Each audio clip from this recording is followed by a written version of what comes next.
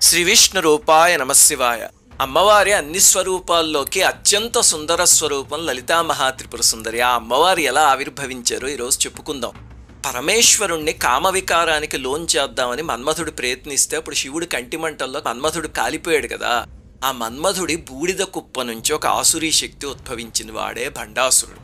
వాడు తపస్సు చేసి మహాశక్తుల్ని సంపాదించుకుని మయుడి చేత శూన్యకం అనే ఒక నగరాన్ని నిర్మింపజేసుకున్నాడు. ఇంకా అక్కడి నుంచి బలగర్వంతో దేవతలందరినీ ఓడించేశాడు. అక్కడతో ఆగల. సృష్టిలో ఏ రాక్షసుడు చేయని ఒక దారుణమైన పని చేశాడు. ఏమిటంటే దేవజాతిని బాధించాలంటే సుఖభోగరహితుల్ని చేయాలి అని పురుషులందరిలో పురుషత్వాన్ని తొలగించి నపుంసకుల్ని చేసాడు. స్త్రీలందరిలో రసక్షయం చేసి వాళ్లలో ఏ కోరిక లేకుండా తయారు చేశాడు. దానివల్ల సృష్టి ఆగిపోయింది.